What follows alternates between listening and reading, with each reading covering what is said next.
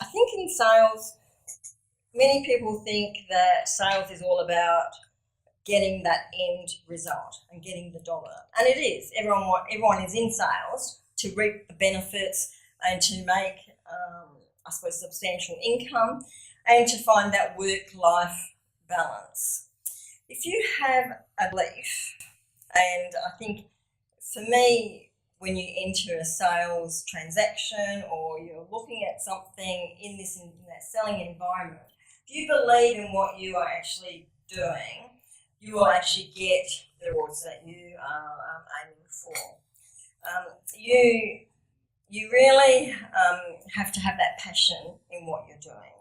And I think if you don't have a passion in your business, which is quite easy to see. So a lot of times you'll see someone that's working for somebody and they just rock up and they're just working, coming in, clocking in at 5 to 9 or at 1 minute to 9, and then right on 4:30 they're out the door because they're just there really because they just need to earn an income.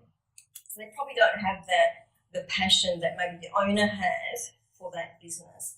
So that person should really maybe look at trying to find something else so that you give them some sort of direction.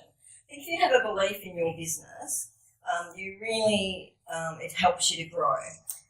There was an instant when I was working in the liquor industry many years ago. It was my first full-on sales repping role, and I worked for a company called John Causey, and we were the distributors of Jack Daniels in Perth. Some of you know Jack Daniels product. It's quite a big brand now, and they sold the product as a very like Joe, come and sit next to me and I'll introduce you to Jack Daniels, and it was a very personal kind of selling that they did. Unbeknownst to a lot of people, they had this great big distillery over in America and it was turning out copious quantities of cases of Jack Daniels. But in that first 12 months when I was selling, I had taken over from a sales rep who unfortunately had burnt a lot of bridges in Perth. He used to borrow alcohol from his liquor stores. He used to not return it. He used to rock up drunk at some of the hotels, abuse some of the customers because they wouldn't serve him anymore. So it was quite daunting stepping into the shoes of this particular salesperson because I had a lot to clean up. It was a mighty job to clean up the mess. And for that first 12 months, and everyone is really in sales, for that first 12 months, I did not physically write any sales. So apart from being a little bit, I suppose, it was very disheartening because it was my first full-time sales role. They would still buy the product of Jack Daniels, but they would go through the wholesaler rather than place the order direct with the distributor. But I made a pact to myself that I was going to make this job work for me. So every time I'd go into a liquor store, I decided that I would do something positive. So I used to learn how to cut cartons and do 3 stack cartons, and you get the header cards, which is like the picture of the product, and I'd put that on and make sure it was price pointed. I'd go into their fridges, even if they didn't have our products in the fridges, I'd line the bottles up for them, I'd dust their stock. So I always made sure that in that hour that I was in that store, that I left a favourable impression to the retailer. It took 12 months before I actually did write for my first order, and but what I was doing in that first 12 months, I was actually building relationships. And relationships really is the foundation of all sales.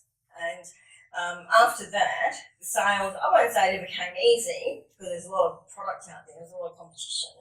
But in that, after I'd been selling for 3 years, I was one of 2 people that received a trip to the UK for the most sales and distribution in Australia.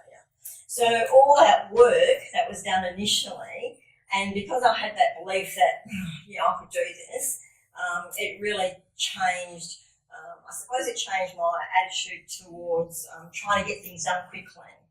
So even now, whilst I'm in business, have been in business for 8 years with Grazie Gears, I still do things, a lot of people think I do things at a fairly slow pace, and I probably do. And the reason for that is because I like that personal contact. Most of my clients, I'd probably say nearly 90% of my actual customers are face-to-face customers, because that's how I want to do business. I have quite a number of people saying to me, you need to do it online, you should have more of a presence, on the internet.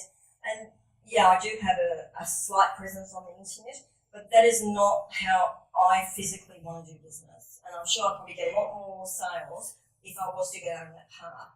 But at the end of the day, health, attitude and sales are all interrelated, because the way that I look at things is that I want my business to grow at my pace. I don't want to be working 24 hours a day and running myself ragged and finding that I don't have time for my family, don't have time to exercise and enjoy that part of of my lifestyle that I really enjoy at this age. I want to make sure that I maintain a positive attitude towards things. And if I was working 24 hours a day, packing hampers, I wouldn't have a positive attitude. I'd be cursing and swearing, I've got to get this hamper done, I've got this time frame, to have it done in. So I'm quite aware of that side of the business as well, but making sure that everything comes to a bit of a balance. And with sales, I am now, I've got a constant income coming in. Obviously, it can be better, and I'm putting things in place to grow that. There again, at a level that's working for me. And I'm about to introduce a new product range. I'm going to do some gourmet products. I'm hoping to have them in production by October. So that'll be another stepping stone for my hampers, because they'll actually go into my hampers. But there again, my vision is to look at my retirement.